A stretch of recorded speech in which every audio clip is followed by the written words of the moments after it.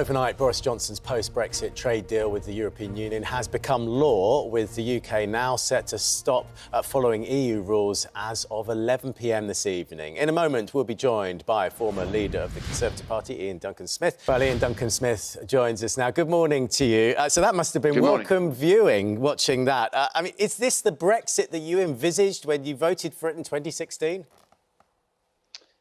Yeah, pretty much. I think there are, nothing is perfect in all these worlds, and some, as your commentator previously said, will take a few years eventually to be finalised complete. Fishing is a good example, 5 years before the UK then takes the right to absolutely dictate, how much fish and where and who fishes in our waters. But generally, it's good because the Court of Justice is not involved in any of this. In other words, the European Union doesn't have a say, which is the final say. Arbitration is there. There's no tariffs and there's no quotas. So this is essentially, yes, that's what people voted for, to be good friends, good allies, neighbours and trading with each other. You mentioned fishing. I mean, the fishing community feel like they've been sacrificed. And you're saying that we can renegotiate after 5.5 years. No, not renegotiate. No, so it's going to be 25% of European boats, what they can get from UK waters, which feels like a bit of a sellout, doesn't it? Because that's not what we thought it would be. No, what's happened is because the UK fishing fleet anyway, but also the European Union, to be fair, it takes a while for people to sort out how they run their fishing fleets eventually and to get some indication of where they'll be. So we've given them essentially 5.5 years for all sides. We need to invest in our coastal communities. We need to invest heavily in people's ability to build up their fishing fleets before we can take over of our greater control and fish more of our own fish. The reality is, though, we will increase that fishing. The figure that was given out is 25%. It's probably slightly less than that extra. And then eventually, in 5.5 years, the UK has the right, as Norway does, as a coastal state, to say, right, OK, this is what we're going to allow you to fish, and this is what we're going to fish. And the EU has the right to negotiate with us briefly, but it's our final decision. But that's not the full picture, is it? Because we have to negotiate that, and if we did that, then the EU may do something else to retaliate. No. The UK controls the fishing of all of its controlled zones. In 5.5 years, it has the right to set, as a coastal state, what proportions countries will be able to take from those waters. Yes, the EU might say, well, in that case, we may wish to do something else in terms of tariffs on your fishing.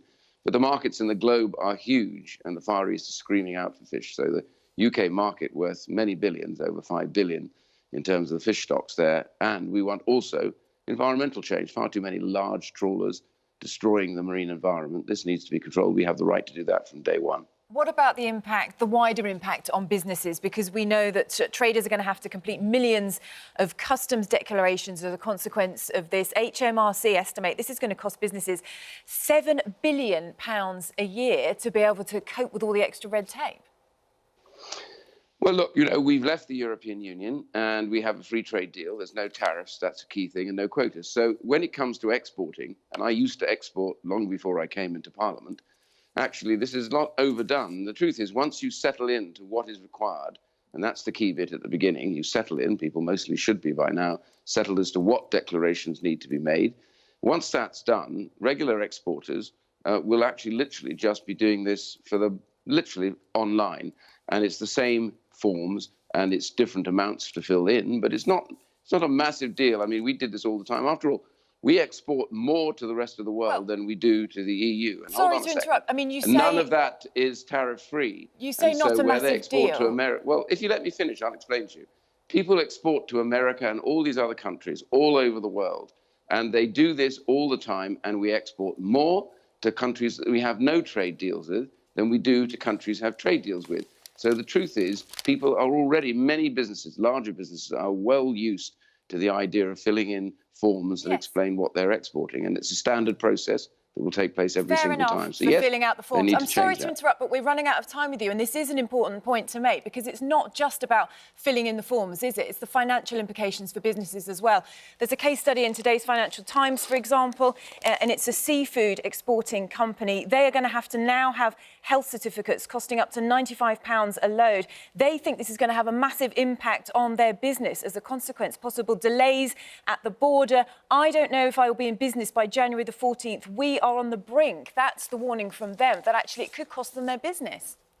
You said a very interesting word there. You said possible. All these are forecasts of what people think are worst cases. And yet, strangely, every single day of every day of the year, people export all over the world without delays. We get goods coming in. The vast majority of our parts for our cars do not come from the European Union. They come from places like Japan and other countries, and we bring those in, not part of the European Union, with the same sort of declaration. So people should just realize that this is what people voted for, but it's process. Process, once settled, actually functions, and people will be able to function that online. It's not a case of large amounts of papers being delivered at the port. All of that will be processed long before you get to the port. And then you have things like trusted traders.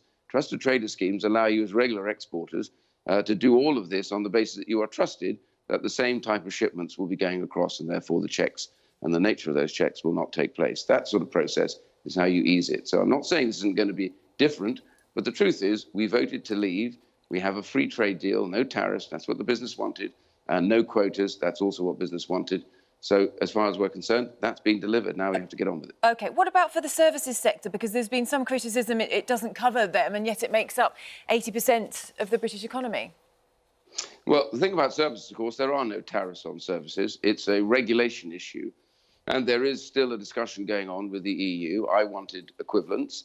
The EU has dragged their feet over that decision. But the truth is, when it comes, for example, to financial services, the City of London and Edinburgh, our other big financial centre, are bigger than all of the other financial centres in Europe put together times many.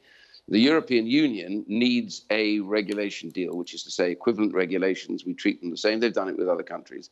I think that won't take more than a few months to sort now that they're clear of the trade arrangements.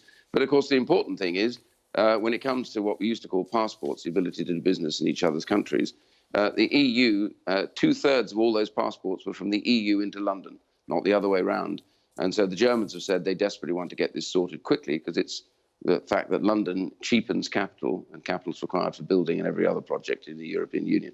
So I think we will arrive at some accommodation. After all, they've done that with America and many other countries, and they need us even more. Let's hope so. Iain Duncan Smith, thanks very much for joining us this morning.